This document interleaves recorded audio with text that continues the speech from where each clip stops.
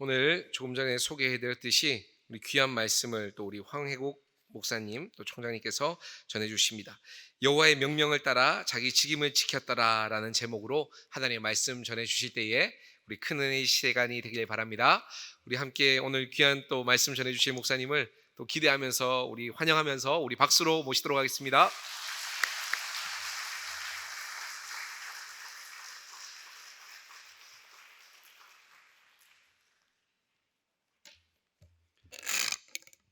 기도하겠습니다. 사랑 많으신 하나님 아버지 감사합니다. 저희를 사랑하셔서 이 시간도 주 앞에 나와 예배케 하시고 주의 말씀을 듣게 하시니 감사합니다. 주여 말씀하옵소서. 저희가 듣겠나이다.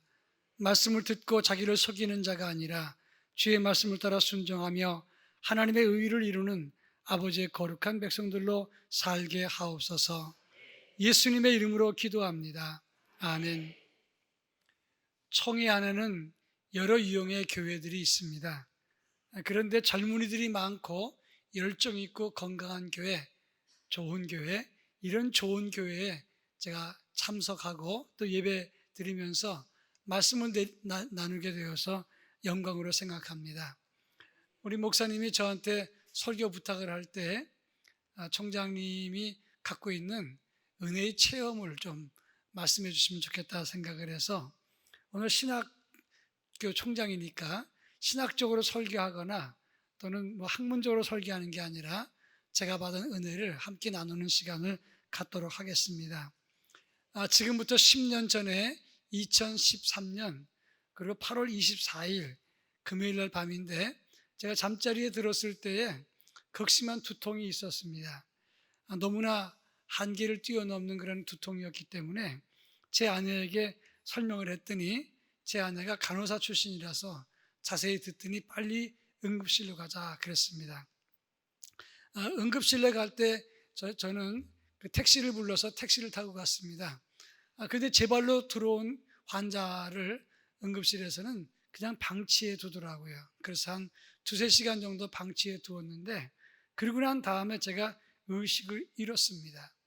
의식을 잃고 나니까 급히 이제 의료인들이 저 CT를 찍었는데 뛰어나오면서 에머전시라고 소리를 질렀습니다.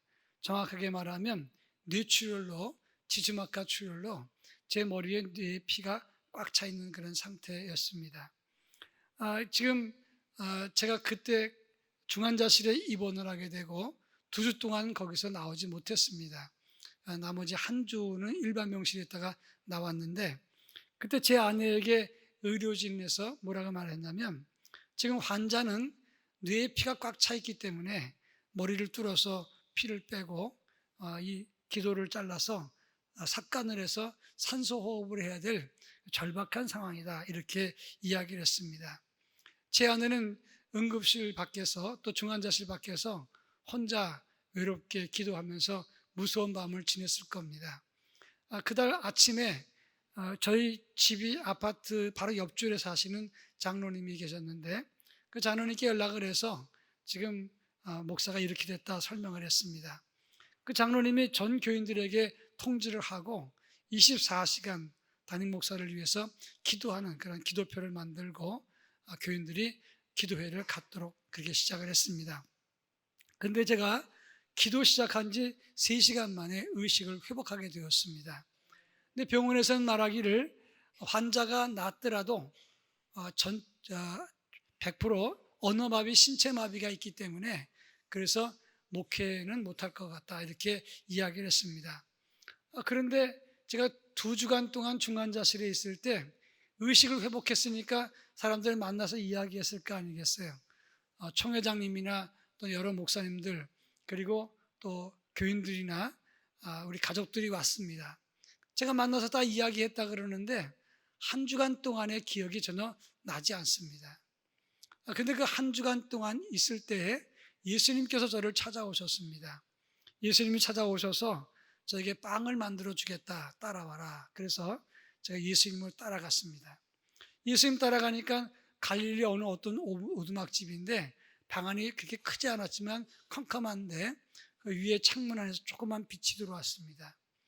그런데 선반에서 예수님께서 밀가루 반죽을 해서 화덕에 구워서 빵을 주시는데 아주 냄새가 구수했습니다. 예수님께서 저에게 빵을 주시면서 옛날에는 이런 통밀가루 빵 먹고도 잘 살았는데 너는 왜 좋은 음식 먹고 누워있느냐, 다 내려놓아라, 이렇게 말씀했습니다. 저는 그 음식 냄새가 구수했지만 그 순간 내가 어디까지 내려놔야지 이런 생각을 했어요. 지금 생사의 갈림길에 있는 제가 주님이 내려놓으라 그러는데 어디까지 내려놔야지, 이런 어리석은 생각을 한 겁니다. 예수님께서 빵을 저한테 주시면서 제 손을 붙잡고 우시는 거예요. 예수님께서 저를 보고 우시니까 저도 같이 울었죠. 그렇게 한참 울고 눈을 떠보니까 제가 침상에서 통곡을 하면서 울고 있었습니다. 그 순간 그것만 생각하면 견딜 수가 없어서 계속해서 회개하면서 통곡을 했는데 그렇게 한 달, 두 달, 1년, 2년 그러다가 하나님의 치료를 경험하게 되었습니다. 그 당시에 병원에서는 이제 수술을 해야 된다 그랬는데 갑작스럽게 피가 흡수되기 시작하는데 출혈 지점도 못 찾고 흡수된 지점도 못 찾았어요. 주님이 깨끗하게 낫게 해주셨습니다. 이런 체험을 하고 나니까 얼마나 감격스러운지 지금도 그때를 생각하면 먹먹해지면서 눈물이 확 쏟아지게 되었다고 하는 것입니다. 그런데 그러고 난 다음에 며칠 지나서 어떤 의료인이 저한테 찾아와서 기계를 머리에, 가슴에 이런 데가 다 대는 겁니다. 제가 그분에게 물었습니다. 선생님, 지금 이 검사가 무슨 검사입니까? 그렇게 물었더니 이분이 하시는 말씀이 내가 지난번에도 가르쳐주지 않았습니까? 그때도 묻고 또 물어본다고 저한테 구박을 하더라고요. 그러면서 하는 말이 이 기계를 말할 것 같으면 독일제인데 CPU가 얼마고 가격이 얼마다, 아주 비싼 기계다, 이런 설명을 하고 가는 거예요. 제가 속으로 참 이상한 사람 다 봤다. 이 검사가 무슨 검사라고 한마디만 하면 되는데 왜 그렇게 재원을 설명하고 가격을 설명하고 독일산이라는 걸 강조하고 가지? 참 이상한 사람이다 생각을 했어요. 근데 그때 주님이 저한테 말씀하십니다. 저 사람이 이상하냐? 예, 이상합니다. 저놈이 바로 너다. 깜짝 놀랐어요. 주님, 어떻게 저 사람이 접니까? 그때 주님이 하시는 말씀이 내가 너에게 성경을 주지 않았느냐? 이 성경을 필요한 사람들에게 너는 말씀을 설명하면 되는데 너는 이것이 역사적인 배경이 어떻고 문단 나누기가 몇 대 절에는 뭐가 있고 그 다음에 원어가 어떻고 이런 설명하지 않았니? 그러니 정확하게 그 사람에게 정확하게 전해주지 못한 네가 저 사람과 같다. 제가 얼마나 충격을 받았는지 모릅니다. 그리고 또 한 번 통곡을 하기 시작했어요. 이 두 사건이 제 목회와 신앙과 삶에 아주 큰 변화를 주었다고 하는 것입니다. 오늘 우리가 읽은 본문의 말씀은 이스라엘 백성들이 광야 40년 동안의 생전 원리를 담고 있는 말씀입니다. 오늘 23절에 보면 여호와의 명령을 따라 행진하고 여호와의 명령을 따라 진을 치고 여호와의 명령을 따라 자기 직임을 지켰다, 이렇게 말씀하고 있어요. 여호와의 명령을 따라라는 말이 3번이나 반복됩니다. 저는 이 성경을 수도 없이 읽었어요. 그리고 읽으면서 지나갔습니다. 그런데 제가 막상 쓰러지고 난 다음에 병상에서 이 말씀을 묵상했을 때 저한테는 큰, 아주 심각하고 중요한 실존적인 질문이 되었다고 하는 것입니다. 여러분, 한 가지 물어볼게요. 만약에 그 당시에 애굽에서 가나안 땅까지 가본 사람이 있었을까요? 없었을까요? 아마도 있었을 거라고 생각합니다. 왜냐하면 애굽에서 노예로 살았지만 중간 노예도 있고 주인의 지시에 의해서 가나안 땅까지 가본 사람도, 여러 번 가본 사람도 있을 것이고 장사 따라 간 사람도 있었을 것입니다. 그런데 이스라엘 백성들이 애굽에서 나와서 가나안 땅까지 가는데 몇 년 걸렸습니까? 40년 걸렸어요. 그렇다면 빨리 가면 일주일이면 다 갈 수 있는 거리입니다. 늦게 가더라도 2주면 다 갈 수 있는 그런, 도보로 가도 그런 거리인데 어떻게 40년 걸렸습니까? 이 40년 걸렸다는 말은 그만큼 이스라엘의 행군이 더뎠다는 걸 말하는 거잖아요. 그러면 빨리 가본 사람, 먼저 가본 사람 중에서 아니 이 길 말고 더 빠른 길이 있어, 이 길 말고 더 편한 길이 있어, 더 멀리 갈 수 있는 길이 있어, 이렇게 말하는 사람이 있었을 거라 이겁니다. 그런데 중요한 것은 하나님이 원하는 것은 누가 빨리 가느냐, 누가 멀리 가느냐, 누가 편히 가느냐, 이게 중요한 게 아니라 여호와의 명령대로 제대로 가느냐, 이것을 주님이 원하셨다고 하는 것입니다. 저는 이 말씀을 묵상하면서 제가 평생 목회하다가 내가 정말 제대로 주님 앞에 가게 되었는가, 내가 제대로 목회했는가, 이거 스스로 살피게 되었다고 하는 거예요. 저 개인적인 간증을 하겠습니다마는 저는 중학교 2학년 때 양친을 다 잃었습니다. 2학년 때 양친을 다 잃고 나니까 저를 돌볼 사람이 없잖아요. 그래서 김포에 있는 작은아버지가 교편을 잡고 있었기 때문에 제 동생 손을 붙잡고 중학교 2학년 말 때 제가 김포에 가서 이제 작은 집에 살게 되었어요. 작은 집에 자녀가 넷이 있었어요. 교편 잡는 선생님이었던 작은아버지 입장에서 보면 이 둘 데리고 사는 것도 상당히 부담스러웠다고 생각합니다. 그렇지만 저는 이 불확실한 미래 때문에 어떻게 해야 될지도 모르고 불안한 마음에 동생도 지켜야 되니까 동생 데리고 버스에서 내려서 그 집까지 바람 부는 들판을 거쳐서 그 집에 가게 되었다고 하는 겁니다. 열심히 공부했어요. 그 당시에 중학교 3학년 아이템플에서 시험 볼 때 3만 명 중에서 제가 99등을 했어요. 근데 잘한 거죠. 근데 그 당시에 고등학교 시험을 치르는데 제가 진학을 못했습니다. 왜냐하면 제가 진학하면 동생 중학교를 공부시킬 수가 없게 되는 형편이니까 그만두고 제가 서울에 올라와서 직장 생활을 하게 되었습니다. 중학교 졸업한 다음에 무슨 직장이 있겠어요? 약방 점원으로 들어가서 허드렛 일을 했어요. 새벽 4시에 일어나서 열심히 청소하고 일하고 밤 12시에 잠을 잤습니다. 그러면서 짬짬이 시간 나면 공부를 해보겠다고 공부를 했어요. 그러다가 저는 이제 고등학교 2학년으로 월반을 해서 고등학교 2학년 공부를 하게 되었습니다. 낮에는 일하고 밤에는 일을 했어요. 그리고 난 다음에 고등학교 졸업한 다음에 대학을 못 갔습니다. 직장 생활을 했어요. 왜냐하면 동생이 이제 서울 데리고 와서 공부도 시켜야 되기 때문에 제가 공부를 안 하고 직장 생활을 했습니다. 그렇게 직장 생활하다가 군에 갔고 군대에서 제대한 다음에 바로 전도사가 됐어요. 그때는 신학 공부 안 했지만 전도사를 오라는 교회가 있어서 제가 교육전사 하다가 그 다음에 교육전사가 1980년에 시작을 했고 그 다음 81년도에 제가 신학 공부를 했습니다. 간 신학교가 제가 지금 총장으로 있는 그 서울장신대학의 전신인 서울장로의 신학교였어요. 그 신학교에 가서 열심히 공부해서 4년간 장학금을 받았습니다. 근데 학위가 없었어요. 그 당시에 졸업하고 목사가 됐지만 학위가 없으니까 나름대로 좀 불편하기도 하고 또 무시당하는 것 같기도 하고 그래서 열심히 공부했습니다.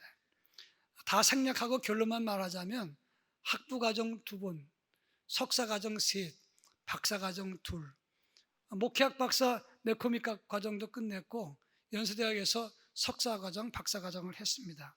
그리고 일산에서 개척을 해서 1년에 100명씩 늘어서 제가 1000명 정도 출석하는 그런 교회를 일구게 되었습니다. 제가 작년에 교회를 개척해서 29년 만에 끝내고 사표를 내고 나올 때 재적이 1700명 정도 됐었습니다. 14년 전에 총회 부서기를 했고 그다음에 신학교육부장을 했어요. 그리고 몇 년 전에 복음으로 교회를 새롭게 세상을 이롭게 그 주제가 있었죠. 그 주제를 제가 연구해서 만들었습니다. 총회에서 여러 가지 활동을 했는데 그중에서 신설동에 있는 서울 캠퍼스에서 2001년부터 교수하고 목회도 같이 하면서 교무처장, 학장을 지냈단 말입니다. 나름대로 열심히 살았습니다. 저는 지금까지 술, 담배를 해본 적이 없어요. 학교, 교회, 집 3군데 외에는 관심을 기울이지 않았습니다. 그런데 막상 죽음을 임박하게 되니까 그런 자랑이 그건 내 자랑이지 하나님이 인정하시는 것과는 다르다는 것을 깨달았어요. 제가 쓰러진 다음에 죽음 앞에서 주님 만난 다음에 회개하는데 내 죄가 그렇게 많은 줄 몰랐어요. 나는 열심히 살았고 학위도 있고 그 다음에 성공적인 목회도 했고 그 다음에 사람들에게 인정받는다고 할지라도 마지막에 주님이 너 아니다. 그건 아무것도 아니라는 사실을 깨달게 되었다고 하는 겁니다. 현명하신 여러분들에게 제가 어려운 산수 문제 하나 내겠습니다. 38 곱하기 78 곱하기 7840 곱하기 8453 곱하기 0은 0. 이 어려운 문제를 맞추셨어요. 아무리 많은 수를 곱해도 이 수가 없으면 0밖에 안 된다는 겁니다. 내가 성공을 하고 대학을 졸업하고 또 박사를 하고 또 좋은 직장 다니고 돈을 벌고 자식들이 잘 되고 아무리 그래도 마지막에 예수가 없으면 내 인생은 아무것도 아니라고 하는 거죠. 주님이 아니면, 주님이 인정하지 않으면 아무것도 아니라고 하는 겁니다.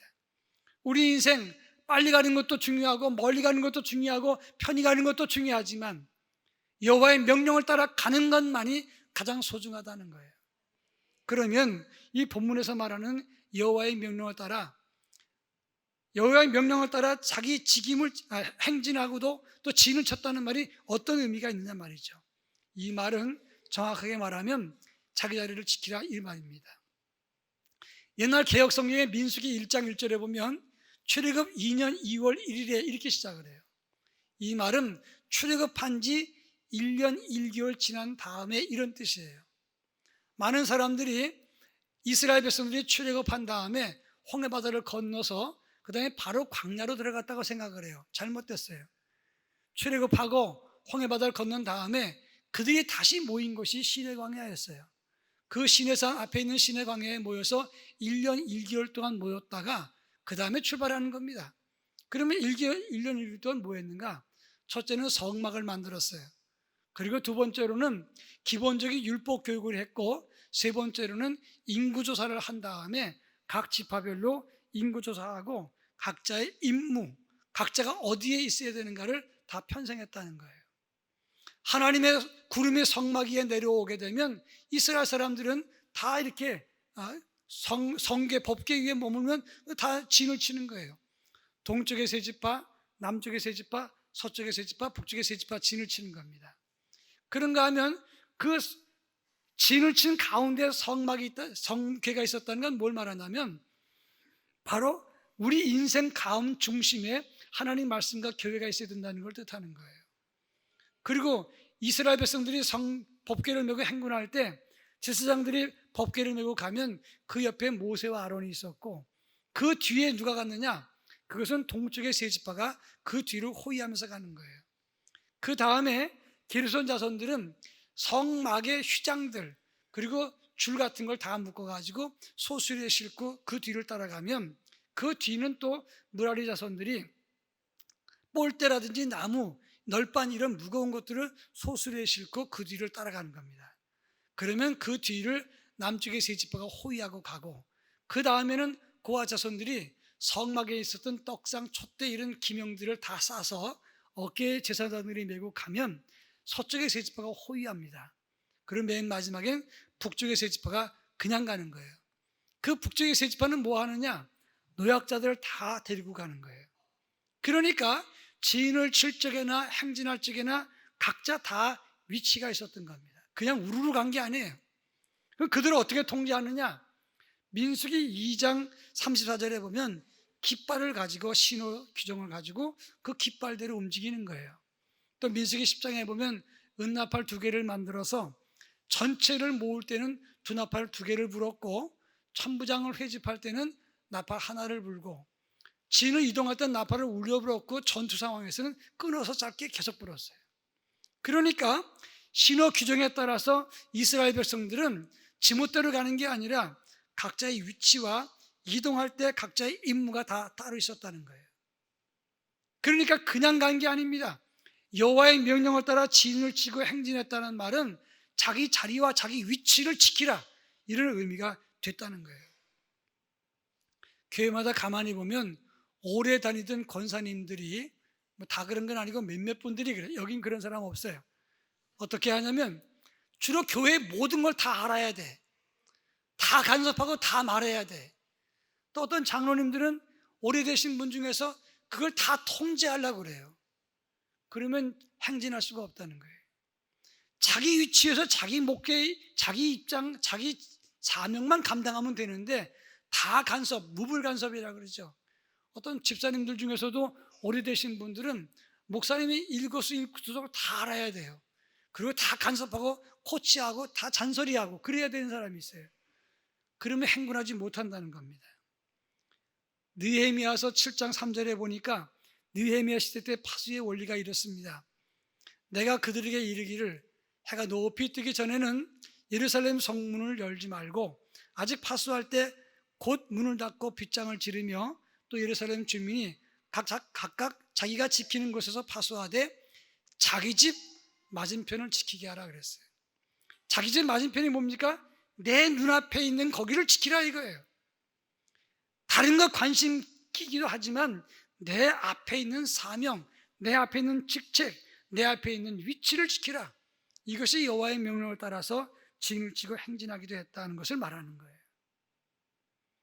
꽤 오래전 일입니다마는 제가 목회할 때 그 교회에서 어떤 재직회를 하는데 어떤 분이 손을 번쩍 드는 거예요. 목사님, 지금 우리 교회도 예산이 많아졌는데 이 재직회 보고서가 이게 아니라 조금 더 디테일하게 또 복식부기 같은 형태를 가졌으면 좋겠습니다. 건의를 했어요. 이분이 은행 지점장 출신이었어요. 그 말을 들을 때 제가 속으로 교인들이 은행 복식부기를 알까? 이런 생각을 했어요. 그렇지만 행정위원장 장로님한테 또 재정부장 안수장님한테 얘기를 했습니다. 저분이 저렇게 건의할 때 재정 관계가 잘 아시는 분이니까 이 얘기를 듣고 그렇게 다음번에 보고해달라 얘기를 했어요.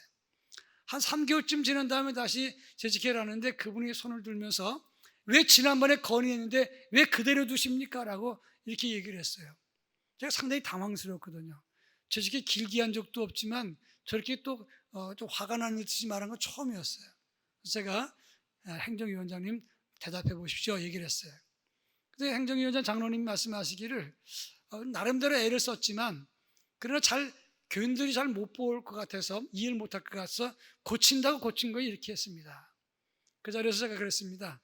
앞으로 장로님이랑 재정부장님은 저분 집사님 얘기를 듣고 잘 이렇게 만들어서 다음번 보고해 주십시오. 끝나고 나갔습니다. 나가는데 저 끝나는 예배당 입구에서 두 분이 말을 하는데 좀 불편한 얼굴이에요. 제가 제 방에 모셔다가 얘기를 했습니다. 장로님, 안수 집사님이 지금 그 은행에서 오랫동안 계셨으니까 좀 코치를 받으시고 좀 고쳐가지고 발표해 주십시오. 집사님도 장로님이신데 이해를 좀 해 주십시오. 근데 집사님이 뭐라고 말씀하시냐면 왜 목사님은 장로 편 드십니까? 이러면서 나가시는 거예요. 제가 물어보겠어요. 장로 편 들어야 됩니까? 안수 집사 편 들어야 됩니까? 누구 편 들겠어요? 다 장로, 권사, 집사 다 가족인데 누구 편을 들겠어요? 주님 편 들어야지. 그런데 그 다음에 그러고 끝났으면 괜찮은데 들려오는 소식이 뭐냐면 교회 안 나가겠다는 거예요. 그래서 그때 다른 때 같았으면 쫓아가서 먼저 마음을 위로해드리고 설명을 하면서 제가 붙잡았을 텐데 그때 제가 시험이 딱 들은 거예요. 여러분만 시험 드는 게 아니고 목사도 시험 들 수 있어요. 시험이 딱 들어가지고는 제가 속으로 무슨 생각했냐면 아니 개척해갖고 지금까지 어떻게 내가 목회했던 걸 다 봤잖아. 근데 왜 저렇게 말을 하지? 그리고 오랫동안 예수 믿고 또 직분이 있고 또 장로 후보나 되시는 분인데 그런데 교회를 쉽게 나간다는 말을 너무 쉽게 하는 것 같고 나가면 그냥 나가는 거지 무슨 광고까지 하고 나가고 그것은 결국 목사 오라는 소리인데 왜 그렇게 할까 하는 생각이 딱 드는 거예요. 너무 제가 시험에 들었어요. 그래가지고 제가 좀 속이 옹졸해서 그런지 전화 한 통화를 안 했어요. 그 다음 주에 안 나왔어요. 그 다음 주에 더 섭섭하니까 또 전화를 했어요. 또 안 나오더라고요. 그래서 3주를 안 나왔어요. 그래가지고 제가 전화를 했어요. 왜 전화했냐? 정말 이건 그러면 안 되는데 전화를 한 것은 월, 화, 수, 목, 금까지 계속 한 거예요. 전화 안 받아요. 근데 제가 전화한 목적은 뭐냐면 나가시더라도 담임 목사 분명히 전화했습니다. 근거를 남기고 싶어서 전화한 거예요. 토요일 날 제가 이제 신방을 갔습니다.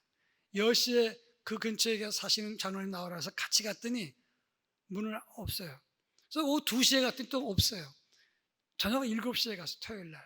그랬더니 문을 열어줘서 그때 마침 들어와서 이제 같이 예배를 드리고 이야기를 나누고 저녁 10시까지 있었어요. 7시부터 10시까지. 마음이 다 풀리고 그 다음에 내일 교회 나오겠습니다. 목사님 죄송합니다. 나왔어요.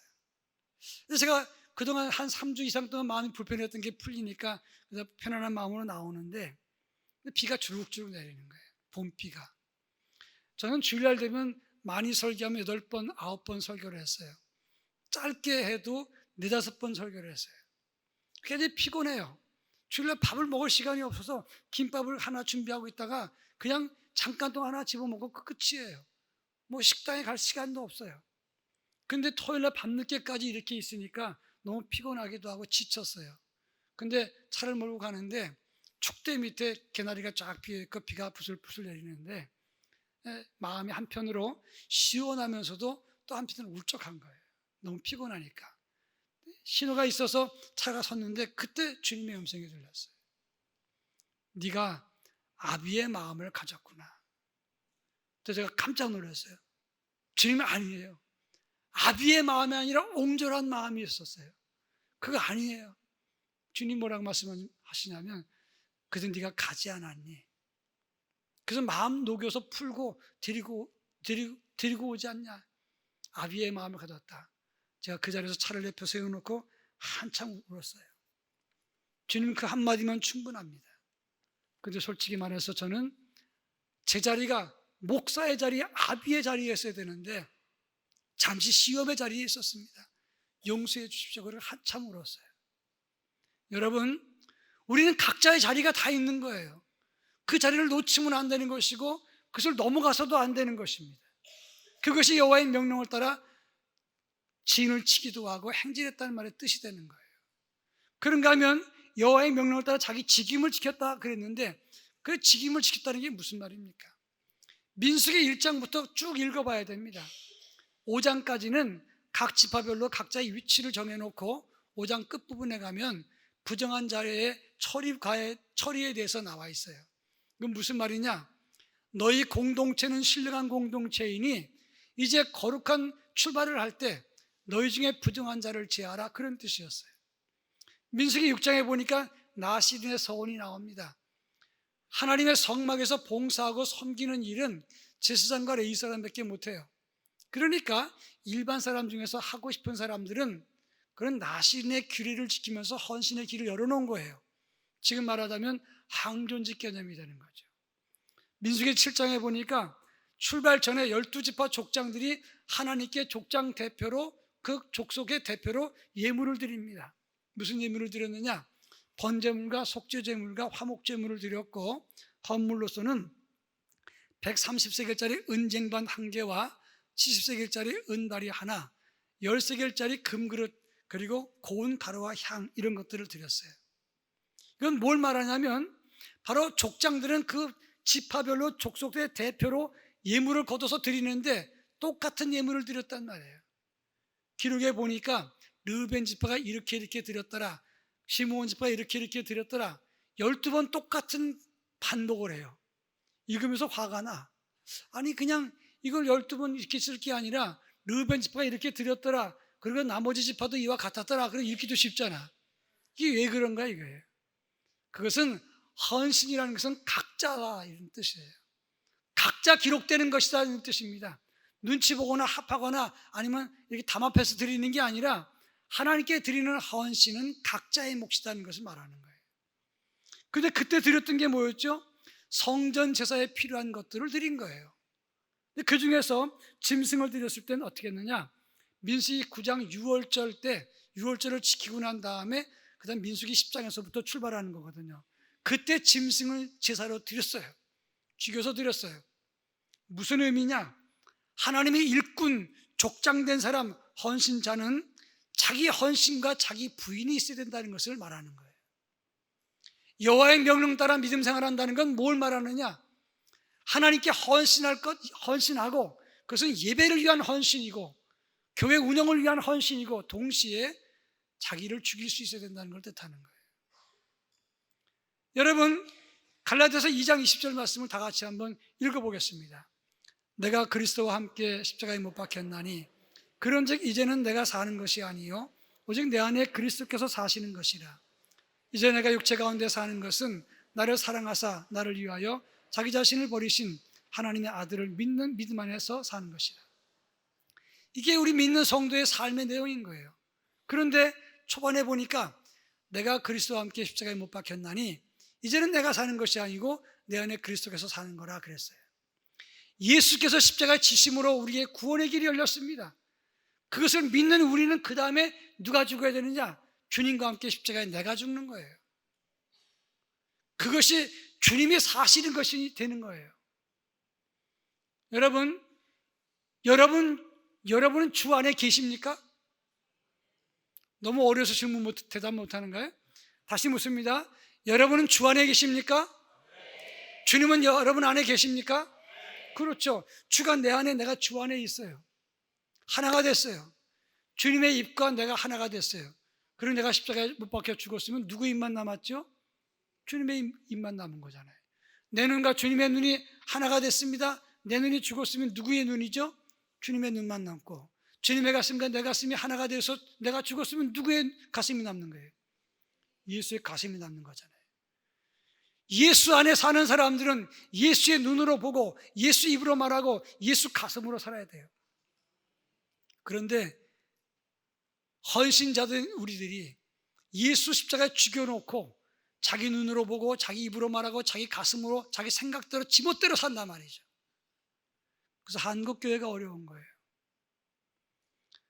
하나님의 교회는 헌신과 자기 부인을 통해서 성장하고 교회가 교회되는 건데, 한국교회는 헌신자들이 많았기 때문에 짤막한 세월 속에서 세계적인 교회가 됐어요. 근데 최근에 와서 자기 부인이 없었기 때문에 위기를 맞이하고 있다고 해도 과언이 아니란 말이에요. 오늘 우리가 헌신자라면 이제 그 다음 단계 자기 부인의 단계로 들어가야 된다는 거예요. 어떤 마을에 4728이라고 주장하는 사람과 4727이라고 주장하는 사람이 있었어요. 두 사람이 계속 싸우는 겁니다. 끝이 안 나요. 그래서 이 두 사람이 원님한테 찾아갔어요. 원님, 4727입니다. 28입니다. 누가 맞나요? 원님이 가만히 있다가 4728을 보고, 여봐라, 저놈을 곤장을 때려라. 4727이라고 주장한 사람이, 거봐라 이놈아, 내가 맞지? 비아냥거리면서 갔어요. 4728이 곤장을 맞고 난 다음에 원님한테 따집니다. 제가 뭘 잘못했습니까? 왜 곤장을 때리십니까? 원님이 뭐라 그러는 줄 아십니까? 네가 상대할 놈을 상대해야지. 4727이라는 놈이랑 상대하고 말을 섞어서 그렇게 골치 아픈 그렇게 하냐. 그걸 깨우치기 위해서 너를 때린다 그랬어요. 한국교회 4727이 너무 많아. 여기 말고 저 일산에. 우길 걸 우겨야지. 한국교회는 목소리 큰 사람이 교회 주인입니까? 그래서는 안 되는 거잖아요. 말 많은 사람이 주인 되는 교회가 되어서는 안 되는 거잖아요. 한국교회는 헌신과 함께 자기를 부인하는 그런 믿음이 있을 때, 그럴 때 여호와의 명령을 따라 자기 직임을 지키는 제대로 된 교회가 되는 거예요. 그러면 여호와의 명령을 따르는 이유가 뭡니까? 이스라엘 백성들을 광야에서 살리시기 위한 거예요. 빠른 길 알고 좋은 길 안다고 내가 그냥 먼저 가버리면 하나님의 불기둥 구름기둥에서 벗어나는 거예요. 그렇게 되면 누구한테 죽어도 죽어요. 독사에게 물려 죽을 수도 있고, 진에게 물려 죽을 수도 있고, 그 다음에 사나운 맹수한테 죽을 수도 있고, 뜨거운 볕에 죽을 수도 있어요. 두 번째 이유는 계명을 지킬 때 선민으로서의 품위를 잃지 않는다는 거예요. 가나안 종교나 애굽의 종교나 뭡니까? 음란과 탐욕과 우상숭배 종교예요. 하나님 섬기면서 그것을 따라가게 되면 어떻게 됩니까? 하나님 섬기는 백성이지만 품격을 상실한 초라한 믿는 사람이 된다 이거예요. 신명기 30장 11절로 13절에 보면 이렇게 말씀합니다. 내가 오늘 내게 명령한 이 명령은 너한테 어려운 것도 아니고 먼 것도 아니고 하늘에 있는 것이나 또 하늘 밖이나 바다 밖에 있는 것이 아니라 할 수 있는 것이고 가깝고 내 입에 내 마음에 있는 것이다 이렇게 말씀했어요. 여호와의 명령을 따라가는 것, 그것은 우리의 품격을 다 좌우하는 거예요. 예수 믿고 섬기면서 이 세상의 원리가 뭐죠? 경제 논리, 힘의 논리, 쾌락의 원리예요. 돈 있으면 그러면 힘이고, 힘 있으면 지멋대로 하는 게 이 삶 원리 아닙니까? 그런 원리가 교회 안에 들어오는 게 아니라 여호와의 명령과 말씀을 따라 살아가는 그 신앙의 원리가 중요한 거라 이 말이에요. 2005년 1월 달에 끈이라고 하는 실화 소설이 나왔습니다. 산악인 박정원과 최강식이라는 두 사람이 해발 6,440m 촐라체봉 북벽 등반을 하고 내려오면서 하산하다가 5,600m 지점에서 조난을 당합니다. 최강식과 이 박정원이 두 사람 끈을 묶어갖고 내려오는데 한 사람이, 젊은 사람이 먼저 내려가다가 크레바스에 빠졌어요. 뚝 떨어졌어요. 그러면서 두 다리가 부러집니다. 그러면서 끈을 확 당기게 되니까 박정원이 순식간에 스틱을 잡았어요.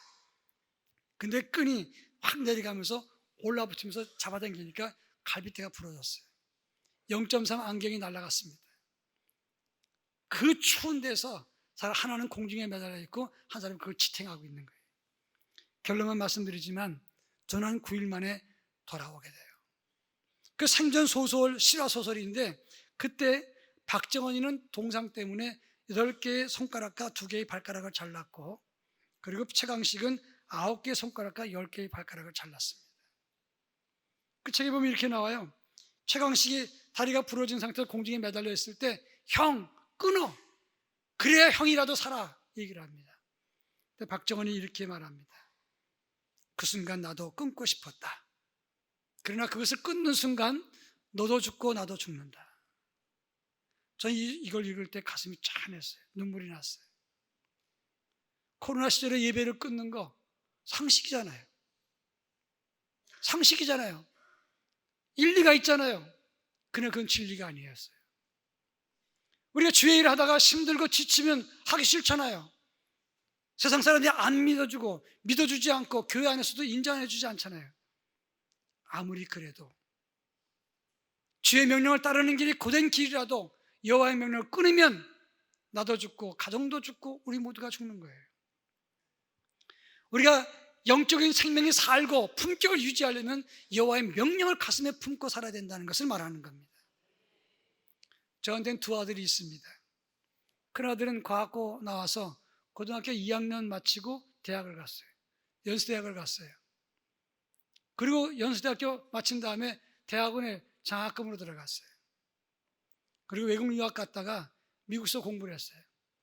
이 애는 학비랑 생활비랑 다 학교에서 대줘서 공부를 했어요. 그 졸업한 다음에 삼성에서 스카웃해서 삼성 반도체에 있어요.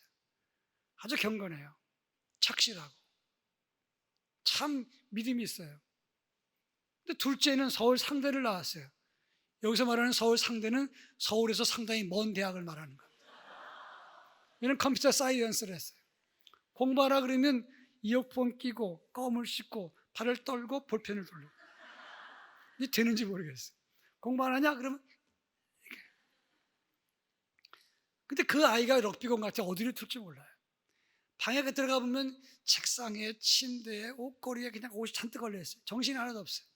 이걸 치운다고 치워놓으면 이게 다 순서가 있는 건데 왜 이렇게 헷갈리게 만들었냐고 저한테 따져요. 이 아이가 초등학교 1학년 때인가 유치원 때인가 저한테 편지 보냈어요. 어버이날 카드를 보낸 게, 아빠 오래오래 사세요. 나 대학 졸업할 때까지만 사세요. 어린애가 졸업하는 게 한참 뒤인 줄 알았던가 봐요. 그럼 미안했던지 그 밑에다가 더 오래 사도 되고요, 이렇게 썼어요. 근데 제가 걔 대학교 졸업할 때 쓰러졌어요. 아마 그때 더 오래 사도 되고요, 그 말 없었으면 죽었을지도 몰라. 그러니까 3주 동안 제 병상을 지켰어요. 그리고 그해 10월 달쯤에 저한테 와서 무릎을 꿇더니 아빠 뒤를 이어서 목사 될래요. 신학대학원 가겠다는 거예요. 제가 얼마나 울었는지 몰라요. 고마워서 울었고 미안해서 울었어요. 그 아이는 엘리트 코스는 아니에요. 근데 제가 가정 예배 드릴 때 가장 많이 기도하는 아이가 그 아이 기도예요. 왜? 주의 일을 한대잖아. 엘리트가 아니면 어떻습니까? 돈이 좀 적으면 어떻습니까? 삼성 아니면 어떻습니까? 내 집이 좀 적으면 어떻습니까? 여호와의 명령을 따라 산다면 하나님이 기억하실 거 아니겠어요?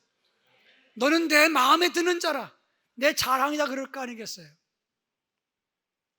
지금 당장은 눈에 보이는 거 없어도 여호와의 명령을 따라갈 때 품격과 하나님의 손길과 하나님의 은총이 떠나지 않을 것입니다. 기도하겠습니다. 사랑 많으신 하나님 아버지, 좋은 교회, 정말 좋은 교회입니다.